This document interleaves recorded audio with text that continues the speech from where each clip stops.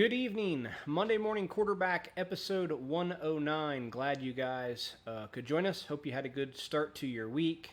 It is 9 o'clock Eastern time, and tonight we're going to talk coilover springs. Going to share some general knowledge of coilover springs, and we'll go into that a little bit, and then at the end we'll answer all of your tech questions, anything pertaining to coilover springs, or anything you have a question with your race car, whether it's shock absorbers, general setup stuff, pit logic. Happy to answer all of those questions for you guys. So last week we went to Bloomington Speedway on Friday night, local sprint car race there with mini sprints. Got to touch base with a bunch of customers on both sides there. Had some modified customers there as well. And that was a good night at Bloomington. My first trip there for the year. They've made some nice improvements to the facility, and it was a great Friday night for racing here. Brady Short picked up the win. AJ Hopkins was second. I believe Jordan Kenzer might have run third for a CSI sweep of the podium.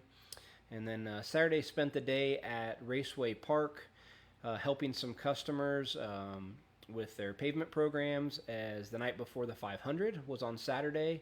And really, really cool to see that back. That was a marquee event when I first moved here from California. And when I first moved back here, they'd have 50, 60 midgets at night before the 500. And over the years, especially when the economy started to go south, pavement racing kind of went by the wayside. And it's not even, USAC doesn't even have a pavement division any longer for the midgets or sprint cars. And so good to see a lot of people worked hard to put that event on. I believe there was 27 midgets and 26 sprint cars, a great field of cars and drivers. So we were out there helping some customers we built some new stuff for, helping some folks that we had tuned up their Penske shocks. And so that was really, really a good time to see midgets back at Raceway Park. And we had some really fast customers. So spent the day there.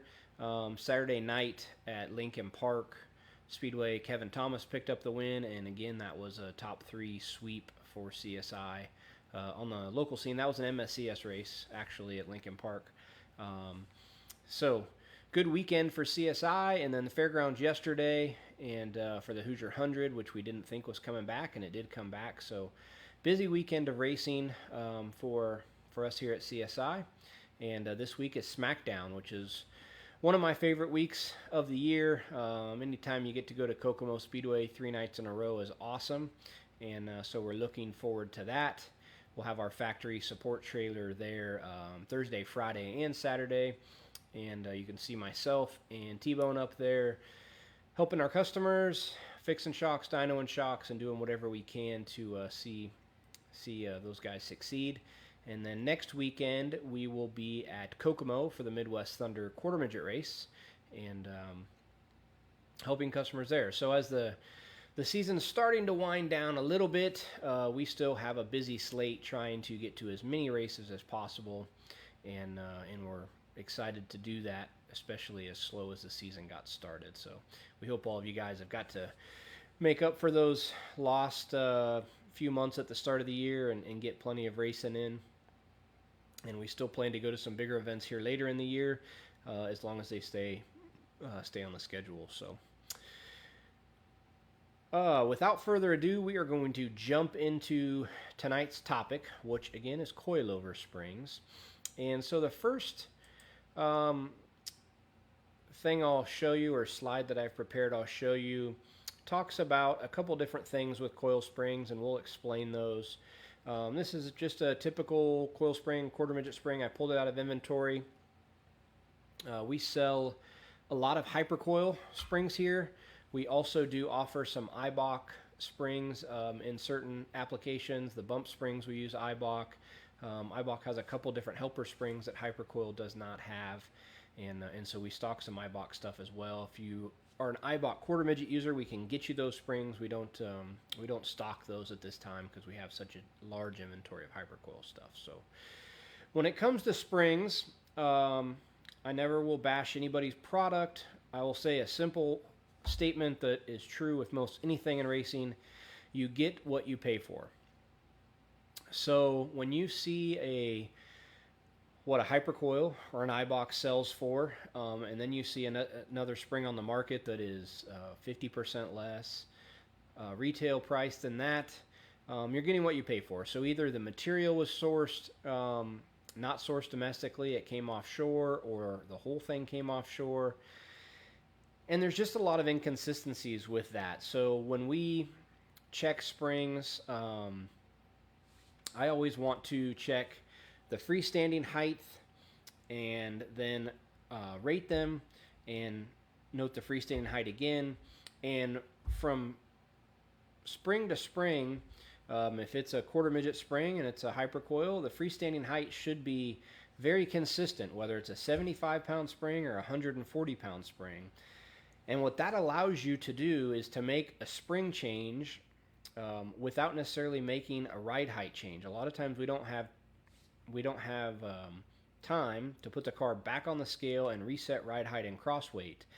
And while there is a slight change when you make a spring rate change, the biggest change would be if the freestanding height wasn't the same. And so we certainly see with some of the more inexpensive springs that height will vary up to 1/4 of an inch, and then it's pretty much impossible to make a spring change without going back on the scales. So that is one of the reasons why we sell the springs we do. You get what you pay for. I've used hypercoil springs for almost 20 years as this is all I used. IndyCar racing, every IndyCar team I worked for, we used hypercoil springs.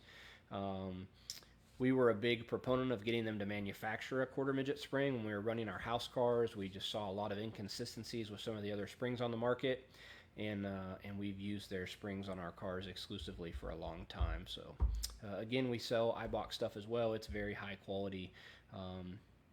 My biggest thing I like about the hypercoil on the quarter midget side is it has that slight barrel shape, what gives it a little bit of progression in the rate, which I really think helps a light race car like a quarter midget. So not very important when it comes to midget and sprint cars, especially on the pavement side, where we're dealing with a lot stiffer spring rates, but I'll show you here in just a moment what I mean by that type of spring rate. So as I rip through this, if you have questions, type them in. I will go back and answer them when I'm done. I'm not ignoring you, just trying to focus on what we're doing here, and then I will drag my other screen over where I can see all your comments, and happy to answer questions. So the first image here I'm going to show you, it's showing a spring in 4, we'll call them phases there. And the first would be at full extension, not on the car, sitting on the workbench. And that's the L1 diagram there is showing you how to check your freestanding length. So on the quarter midget side, it's 4 1/4 on the hypercoil stuff. iBox, I believe, has a 3-inch and a 5-inch. And then on the 1 7/8, what we would use on the dirt, they have an 8 and a 10-inch, and then on the pavement, a 6 or an 8-inch. So that would be your freestanding length, which you see there in L1. Most spring manufacturers are going to recommend that at ride height, you should be approximately 20% compressed on the spring. So that would be your installed height, and as the car would go on the track, you should be about 20% compressed, as you see there in L2. So if it's a 10-inch spring and the thing's sitting there ready to go on the track, the spring should measure 8-inch. 2 inches of it should be compressed. L3, what you see there, that is what they would call the maximum length to get the true spring rate. So a typical spring is going to be very linear, and from 20% to 80, some manufacturers might tell you 85. In that range, 20 to 80 or 85%, the spring is going to remain very linear. Once we get past 80%, we'll start to get into what we call a coil bind state, which you see there in L4. And at that point, the spring will no longer be linear. It will ramp up. The rate will increase drastically, okay? And so what do I mean by linear? Here is a simple little graph I created that's going to show you a linear spring. So this potentially is a 100-pound spring, and at 1 inch of travel, it is generating 100 pounds of force. At 2 inch, it's 200. At 3 inch, it's 300. At 4 inch, it's 400. Now, if we continued to plot this out, at the point that you reached coil bind, which would be L4 here, at the point that you reached coil bind, that rate would no longer be in a straight linear line. It would ramp straight up. Okay. Earlier, I talked about the progressive spring rate, and that is what I'm showing you here. So it's softer initially, and then it ramps up and then becomes linear. That is more in line with what a hypercoil quarter midget spring is.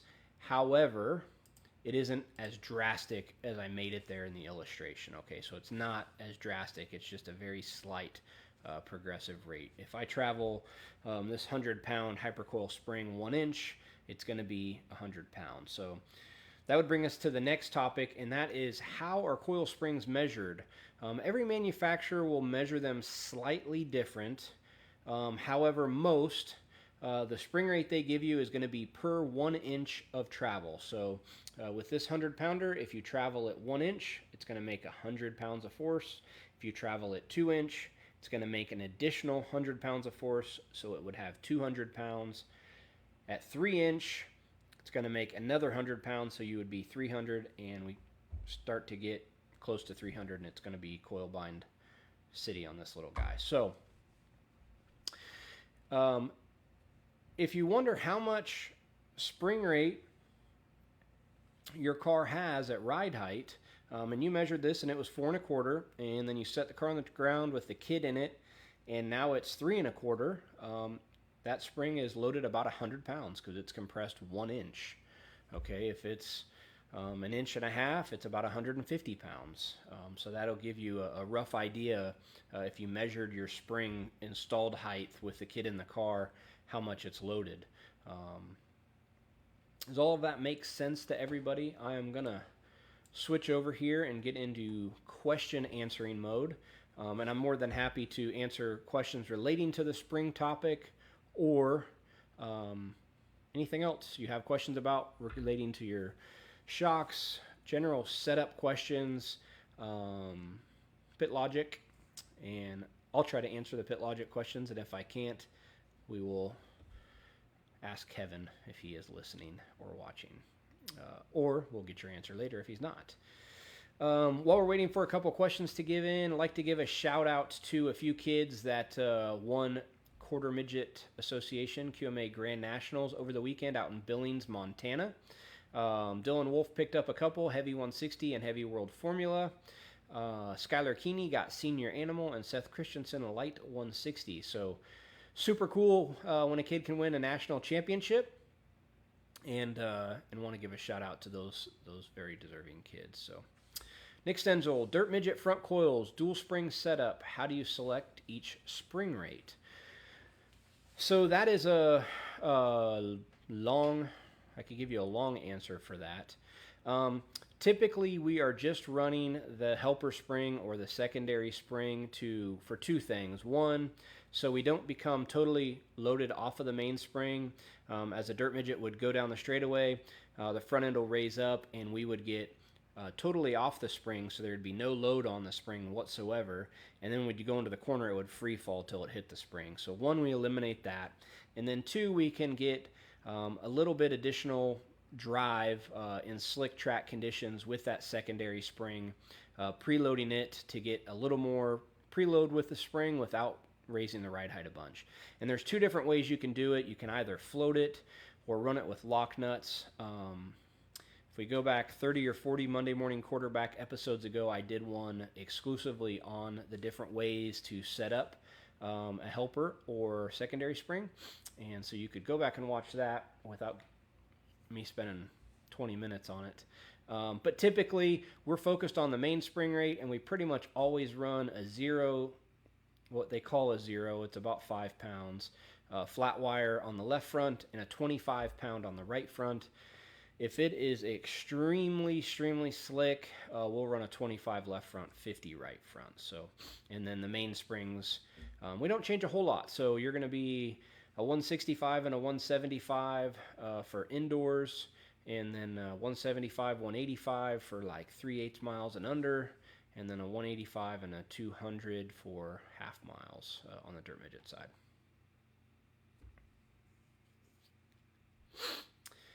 Kevin, good question. Seen stock cars preload a softer spring on a corner of the car, like a right rear. What are the benefits of that? So that's a great question.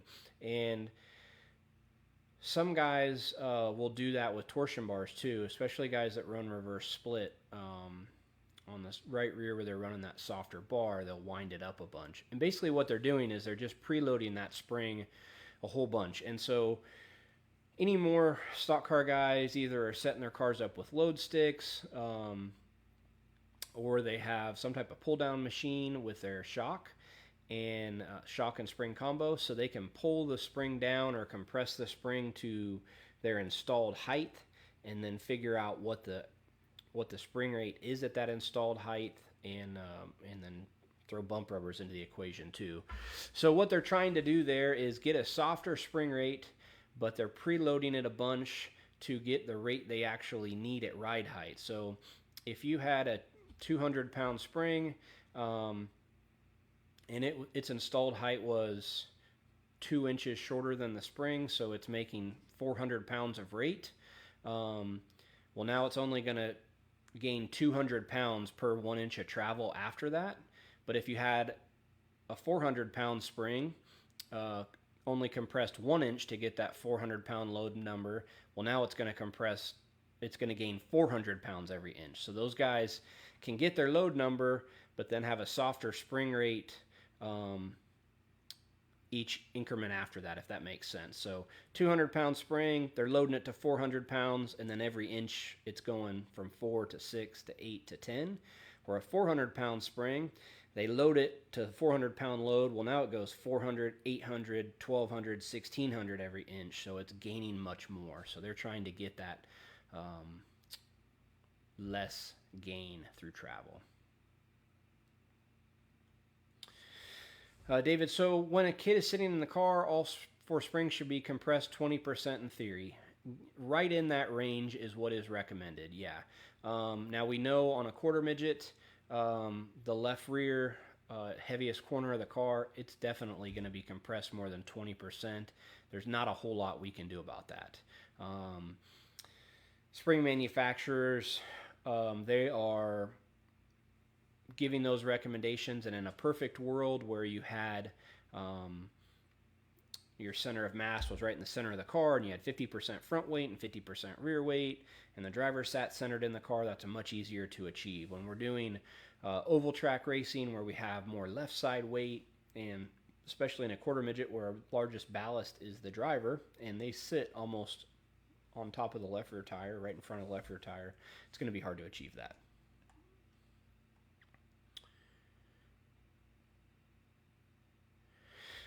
Colin, so the helper springs and the gas pressure the helper spring's way more powerful. So gas pressure is a fine-tuning adjustment.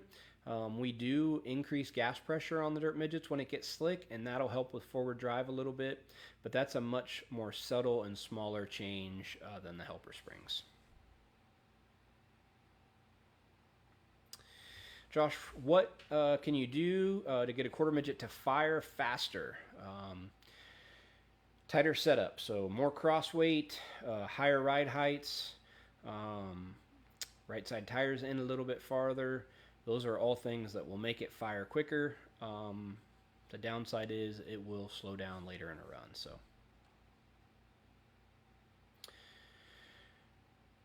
Mark Ashcrashed, what do you look for when looking to make adjustments on spring rate versus cross or track bar? Really, for me, spring rate is am I getting the travel that I want? So am I excessively traveling that corner? And if I am, that's where I would go to a spring rate change. Or am I not getting enough travel? Then I would go to a spring rate change to get my travels where they should be. Cross and track bars are panhard adjustments. I will do those to change the balance of the car, but not necessarily change how much travel I'm getting on a particular corner. Trent, you wrote a book.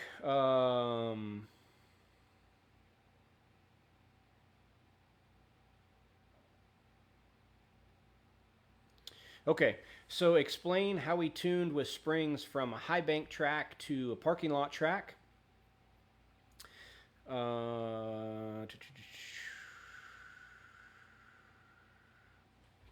Correct. So Trent makes a great point. Obviously, Trent's kid Colin made him look like a superstar quarter midget tuner when we all know Colin was just a superstar driver. Not just kidding. Colin made me look really good a couple times too. That's a great point. So we get all the time where folks think they need 20 or 30 quarter midget shocks in the trailer to go from a place like Kalamazoo, really, really high bank, to a flat place like Kokomo.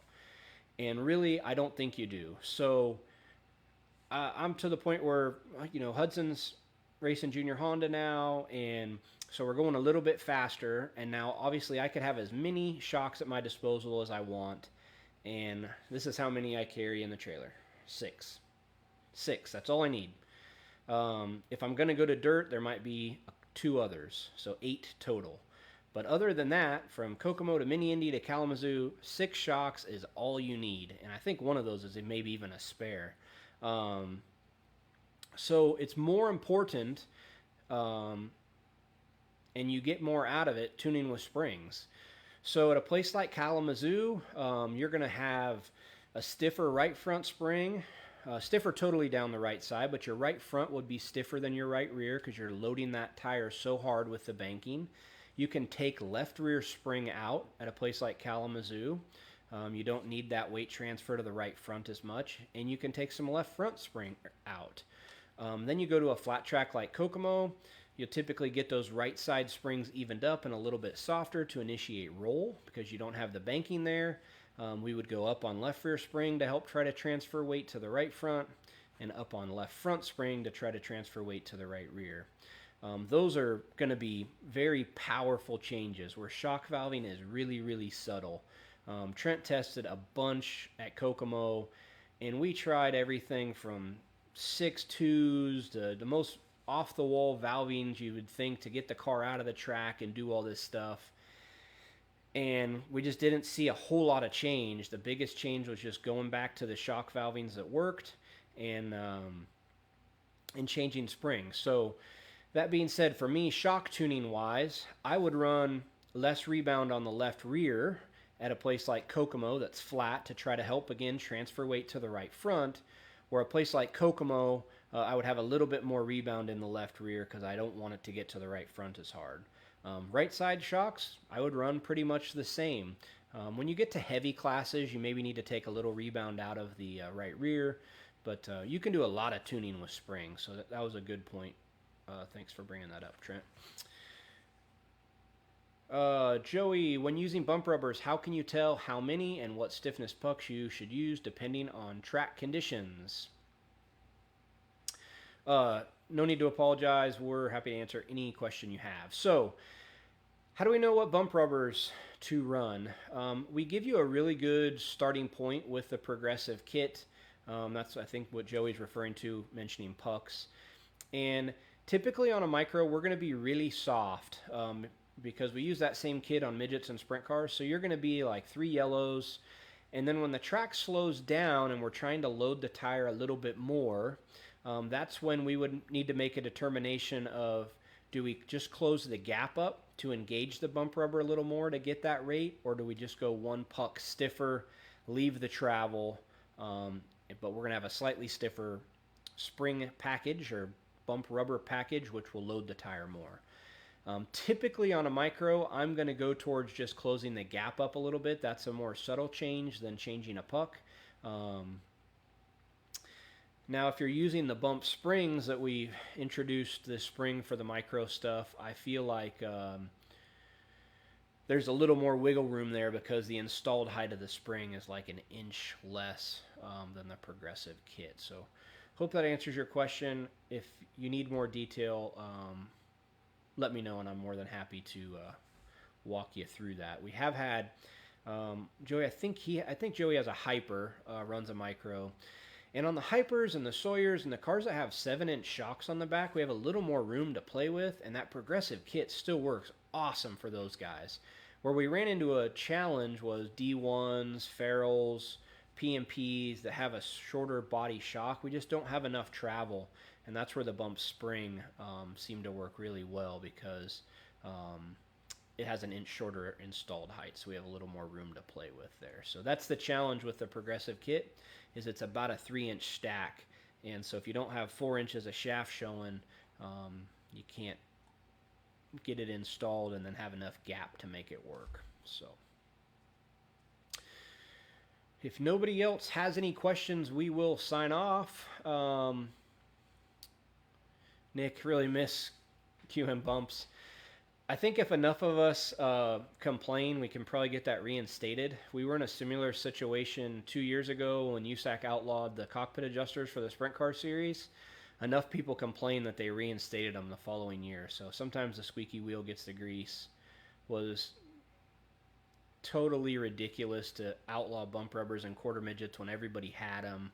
And the whole thing that guys were going to have load machines and pull down rigs to figure them out was just ridiculous. So we need to all bring that up to USAC and get those reinstated, because it's a great tuning tool for especially for heavies, and it actually saves folks money. I mean, you buy a bump rubber kit and now you don't have to carry as many springs or shocks because you can do a little bit of tuning with that, and they're super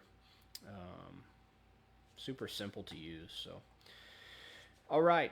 Well, thank you guys for tuning in. Please like and share your video, this video with your friends. If you have friends that are not Facebook users, point them to our YouTube page. We got 107 episodes up there, and we'll get the last 2 weeks here posted. So every few weeks I post those. But yeah, tons of great content.